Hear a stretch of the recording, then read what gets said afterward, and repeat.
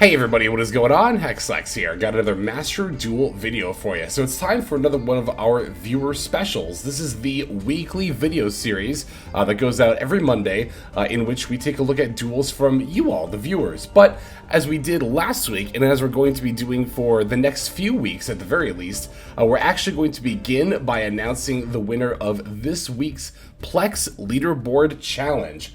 This week's winner is going to be Suzaka. Suzaka piloted Labyrinth in the Duelist Cup to a win rate of 59.1%, with an overall ranked win rate of 53.6%.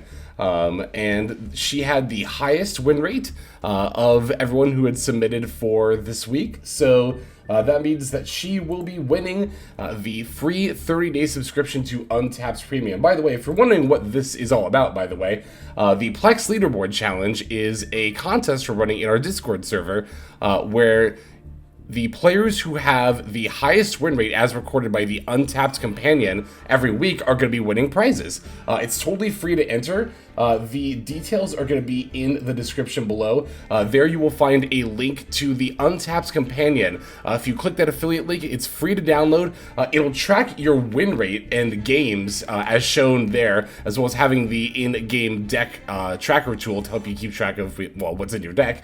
And also clicking that affiliate link and downloading really helps support the channel. So, but on top of that, as I mentioned before, you can head over to the Discord invite link also in the server. Under the Master Duel section, we have a channel for the Plex Leaderboard Challenge. Rules and details are there, and you can link your profile with Untapped and win free prizing as a result, just for playing Yu-Gi-Oh! As you normally would. So, congrats to Suzaka, and again, we will be announcing further winners here in the weeks to come. But that's not all we do here on the Viewer Special. Of course, as I mentioned at the top of the video, we are also going to be watching games from you all, the viewers. That's kind of what the Viewer Special is really all about at its core.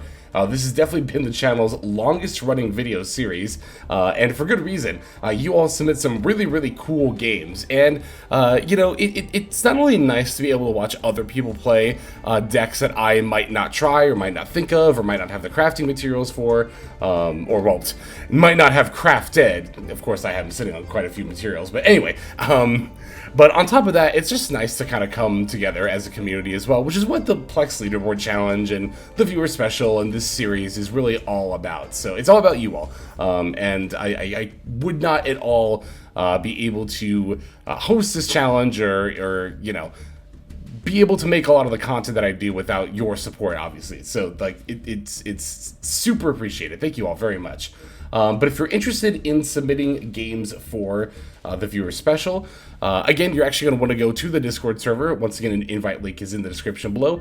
There, you can go to the Viewer Special submission channel. Main bit of info I'll need from you is your 9-digit player ID. That way I can view your publicly saved, publicly saved replays. Do make sure that you are publicly saving them. If they are not public, I'm not able to view or feature them.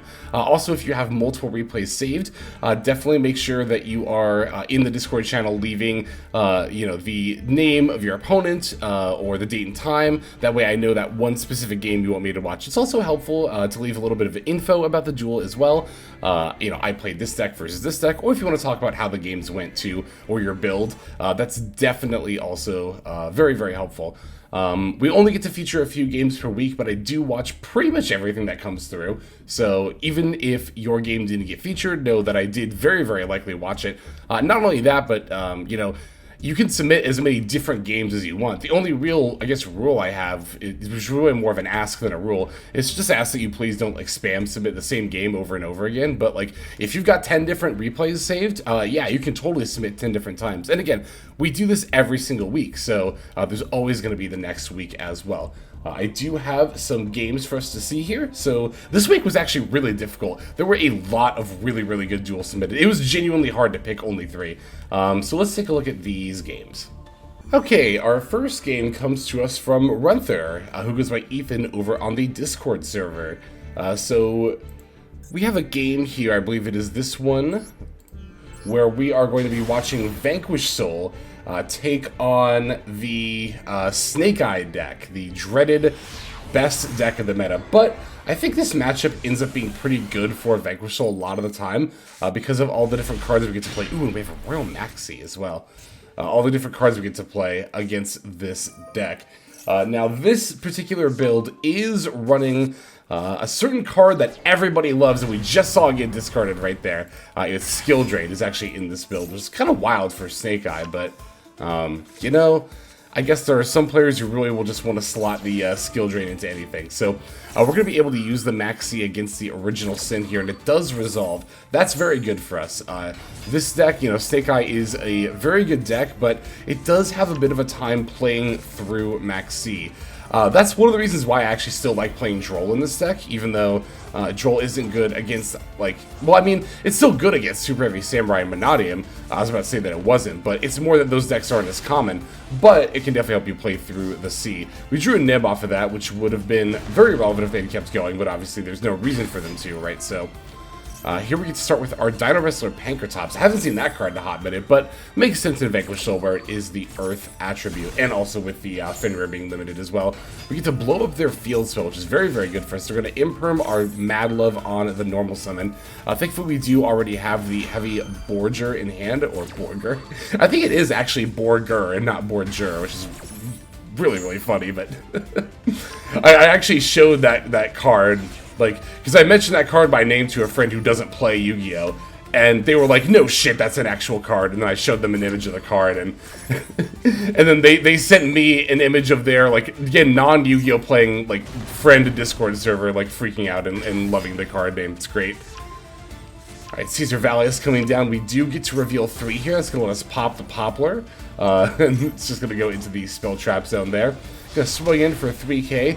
You know, Vanquish Soul is one of those decks that I think some people have difficulty playing because, like, it's not the kind of deck that's gonna try to, like, OTK even in a situation like this where we're really far ahead necessarily. You know, or like go super far out of its way to do so. Mostly because, you know, we're just a slower, more control-based deck. And yeah, that's going to just allow us to kind of steadily gain advantage over the opponent over time. It's just kind of how decks like this tend to want to play. So, looks like they did get back Diabel, setting up the Silvara. We're going to Borger in response to the Wanted coming down here. Ooh, Fantastical Dragon Phantasme. This card is certainly not bad at all in this exact matchup, honestly, and in a lot of, like, Link-based matchups, which, to be fair, there are quite a few of in this meta, so yeah, so basically, you can summon this if your opponent Link summons. You get to draw cards equal to the number of Links they control, and then you can quick effect discard to negate effects that target. So it is a little bit of a niche hand trap, right? It's I mean, because Link summoning isn't, like, super uncommon, but it's like, you know, your opponent has to be Link summoning, and also the target protection is good, but, like, can be a little situational sometimes. But I will say, again, in this meta, particularly against Snake Eye, Phantasme is definitely not bad at all. And again, it's not even just against Snake Eye. I say it's a little specific, but at the same time, Link summoning and targeting is not the most uncommon thing in the world, right? It's just not quite like an Omni Negate or something like that, which, you know, it would be too good if it was. There's also the draw. You definitely can't discount getting the draws. So here is the Snow Devil. Looks like we are going to end up Raigekiing our opponent's board here, as well as, of course, summoning the Mad Love and dealing a little bit of burn damage too. Getting to continue. I noticed that we're also on the Pluton HG as well, which is really cool. I know that for a while, I don't know if this is still the case, but I know that for a while, among all the individual cards, like win played rate, Pluton HG actually had the highest among Vanquish Soul cards, so that's kind of funny. It almost makes me wonder if, like, the people who are playing Pluton HG are the VS players that, like, really know what's up, you know? Okay, so they're going to use the Flamberge on the Snake Eye Ash in their yard, crashing with our Valius in order to get the Flamberge F to summon out the Poplar and the Ash, but I was gonna say, it's only 2 bodies. Oh, and we can nib here as well, actually, yeah. Oh, but they can, oh, Silvera, yeah, the secret effect of Silvera. I will say, that effect is actually not bad at all. It's just, once we get Diabel Star Snake Eye, I think I'm a lot more open to the idea of playing the trap card there in Snake Eye in general. So, okay, looks like the Assembled Nightingale is coming down here. Might seem a little bit weird, but this card does actually have the ability to stop not only itself from being destroyed by battle, but also just prevents any battle damage. So the idea is that our opponent summoned it here, so that way they wouldn't lose this turn. Even if the assembled Nightingale leaves the field, that is a residual effect. What's the word I'm looking for? Not continuous effect. Condition? Yeah, it kind of just applies a condition. Yeah, so we battle here, but alas, no damage. We are going to get to have Valius as well as the rock. Well, not only the rock on the field, but the rock in our hand as well as the imperm too. So, I mean, we have a lot of resources going into our opponent's turn here. Oh, and we even get to blow up the Snake Eye Ash here. That's cute. Okay, so yeah, they're kind of in top deck mode. I mean, they do have 2 cards in hand, but like these 2 cards haven't been useful to our opponent really. I guess they just added back the Oak here, right? So, but I was gonna say, like, if they've been holding on to these cards for this long in the game, I don't think they're gonna necessarily be doing too much here. We're gonna imperm the Snake Eye Oak, and then we can rock to summon out the Mad Love, reveal Phantasme and Valius to bounce that, and then yeah, that's gonna be it for our opponent. Yeah, just showing off the power of Vanquish Soul here. It's like such a good deck, and again, it's like it might be weird to some people that like this deck that doesn't usually ever win like all in one turn. I mean, it can. It's not that it can't at all, but you know, it might be weird. Like when I talk about control decks and those being decks that want the game to go on longer, that might sound weird to some people. It's like, wouldn't you want to just win as quickly as possible? But it's more that the way that this deck wins is not quick, but it is definitely like very assured, right? Again, it's the same as like Labyrinth. Like if the game is going on longer, that means your opponent isn't like OTKing you, which means that the longer the game goes on when you're playing a control deck, the more likely you are to win. So we do have a couple more games to check out. Thank you very much for that submission we'll run through. Let's see the next duel here. Alright, so our next submission comes to us from Oni-chan, who has the same name in the Discord server, who has a game here. We'll take a look at this one, playing Labyrinth Tier Lament. We are once again making use of transaction rollback. This time we are using it with Ghost Meets Girl.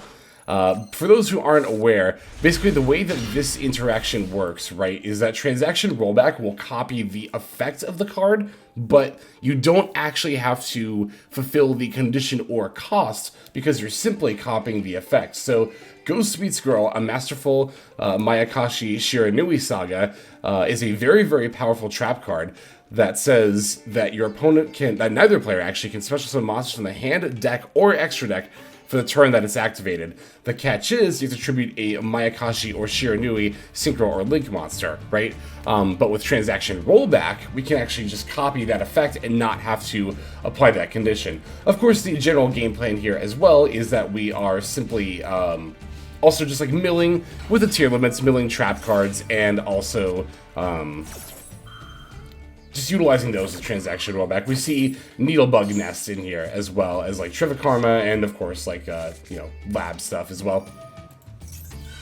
Funnily enough, we are not playing Ash Blossom in this deck, which actually does kind of make sense, honestly. Looks like our opponent is simply setting up a Baguska before passing. I guess they are under max C, which makes sense. We're not playing Ash Blossom, which I think makes sense. But the reasoning for it, I can actually pop over here to the Discord real quick and read this message. Yeah, Oni-chan says, no Ash, what if you get max seed? You either make Kiklos, add and set Soliak, and then set some back row, or get a Twisted, Mill Snow, Kelda, Budora, hopefully a rollback and Ghost Meets Girl, and then just do that, and that doesn't matter. Yeah, that doesn't matter how much they draw if they can't summon at all, right? That makes sense. Alright, so yeah, we're just setting 3 into our opponent's Baguska. They are going to end up turning it to attack mode here. Then they are going to summon the Myrmelia for the Holieta. Oh, also they are using the other Trap effect to bring back the Dianea. This will let them overlay for the Pingicula. Pingu. I always want to call this card Pingu. Well, it does, the first 5 letters are Pingu. It's funny. Alright, Dianea is going to bring back the Myrmelia. This does let them potentially pop one of our cards, but we're just going to chain the Super Poly here, binning the Trivikarma in order to fuse away their stuff.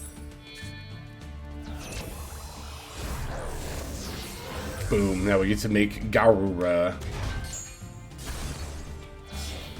Alright, yeah, of course they are going to still be able to link off the Murmello for Trap Trick Sarah, the most absurdly broken Link 1 monster in the game. Like, in a vacuum. Well, there might be more broken Link 1s. Just like in a vacuum, it's like just so much for the archetype, for Link 1 too. Anyway, it looks like we're going to use the big welcome here, as well as the Lady Lab in our hand. That's pretty good.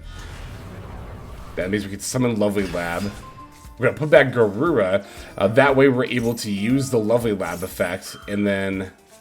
Ah, they have a Ghost Mourner. It's a good card, actually. I kind of want to craft some, I'm not going to lie. Ghost Mourner's kind of like...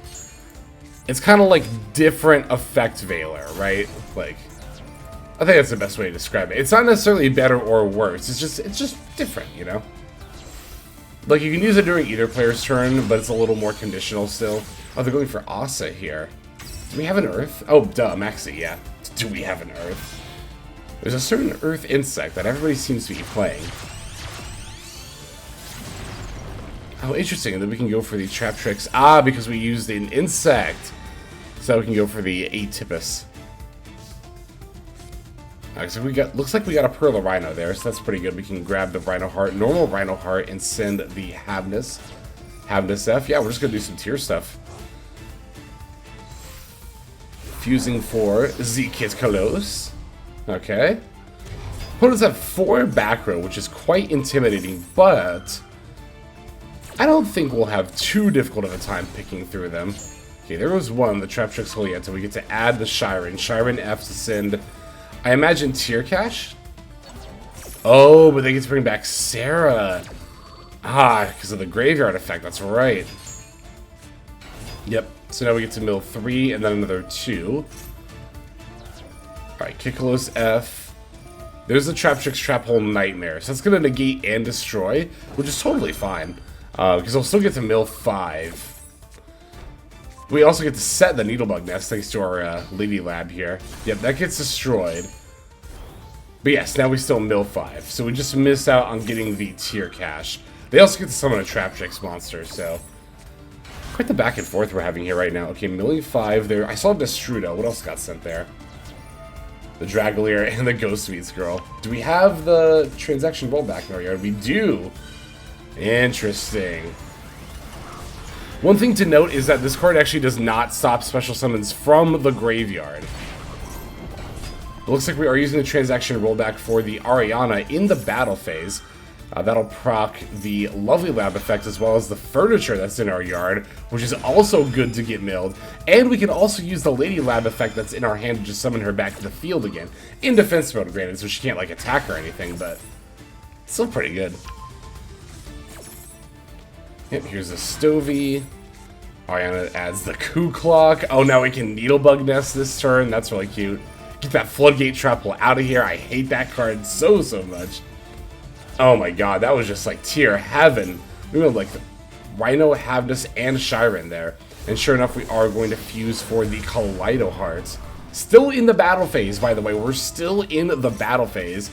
Just picking off our opponent's back row one at a time until they concede. Because at that point, we can just battle over the rest of their board. They only have the one back row left, and they're pretty much just in top deck mode. So, hell yeah, that was a really cool game with Lab Tier. Not the combination you would necessarily expect, but sometimes all it takes is one new card for an archetype to suddenly become viable. So, hell yeah, I love to see it. Thank you very much for that submission. We have one more game to look at. Let us see it.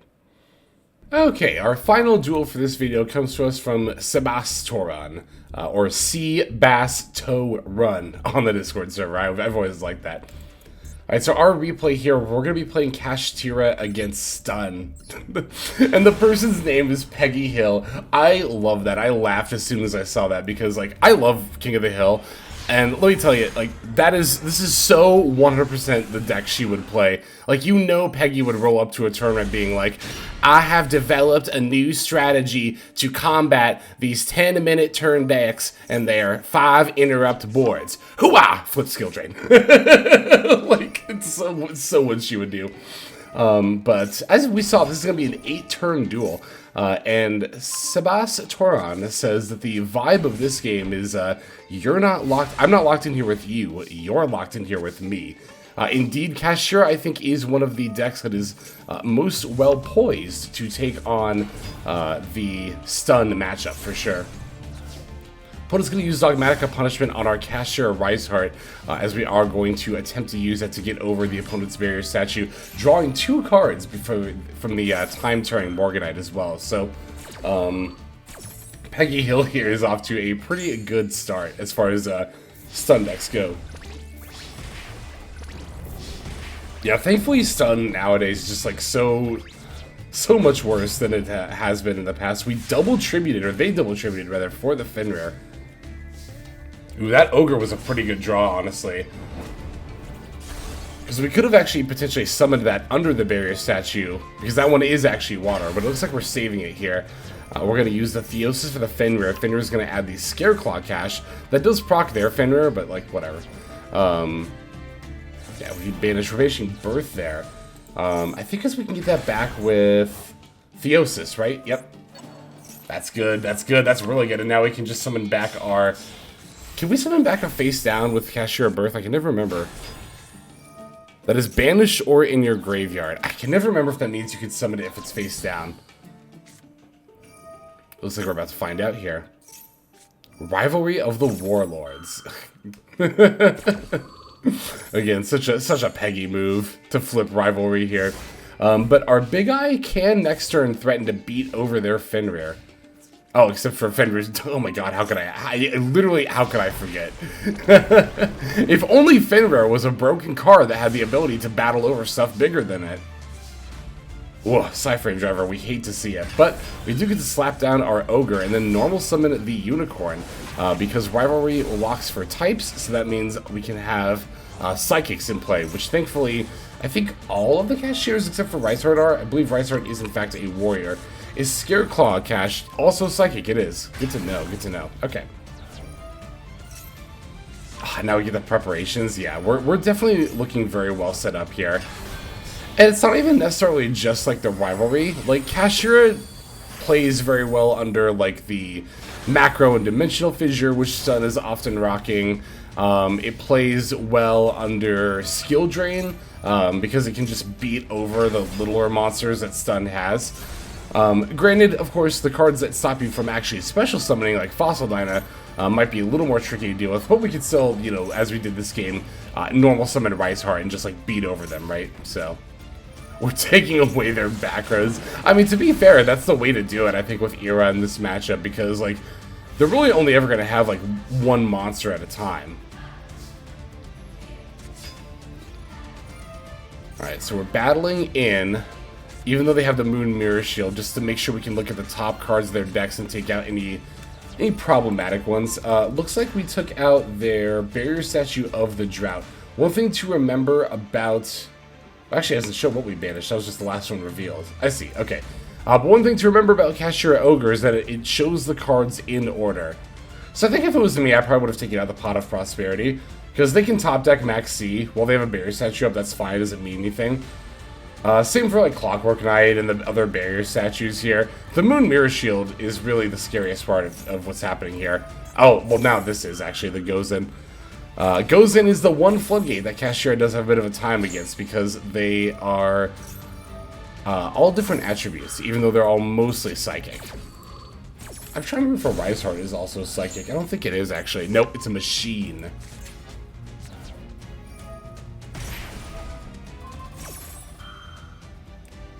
Oh, interesting. Oh, because of the Cashier preparations. I was like, what happened there? Oh, hang on. Let me go back and look at this, because that was wild. We're able to destroy the barrier statue with the field spell. Oh my god, and then when time-tearing Morganite... Yeah, then we banished... Oh my god, that's so good. That's so good. The Cashier preparations effect. Yeah, if your opponent activates a trap card effect... Click your opponent's hand and banish a card from it face down. Oh, and then we... Oh, I see. And then the multiple banishes was bursts eating stuff out of their graveyard. Okay. Sorry, I was talking over the game for a second there. I just wanted to make sure we were keeping up with what was going on here. But that's going to be it. Yeah, that's it for the game. As we were about to lock out their last spell trap zone. Oh, that's so good. Especially because we know their top decks are just going to be Maxis and barrier statues that we can...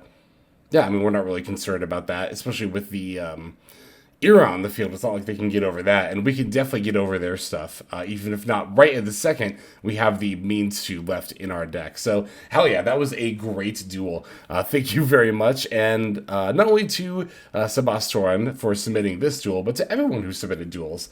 Like I said, this week was really difficult because there were a lot of really good games submitted. But yeah, I mean, we couldn't do this series without you all submitting those duels. So genuinely thank you to everyone who did. That's going to do it for this video. Let's move now to our outro. Hey everybody, thank you so much for watching all the way to the end of the video. That means a lot to me. It's also a great way to support the channel, so thank you very much in that way as well. If you're interested in supporting the channel in other ways, like the very special patrons that I am thanking here, you can do so by checking out some of the links in the description. One of those goes to the Patreon, where you can join these fine folk and support the channel that way. I do post daily content over on Patreon, so you do get something for supporting there. And if you're interested, I also have a coaching tier option as well. Details again will be on Patreon in the link below. Also in the description linked below is my Twitch page where I stream a few times a week. You can go ahead and check that out, follow or subscribe over there if you ever want to catch me live.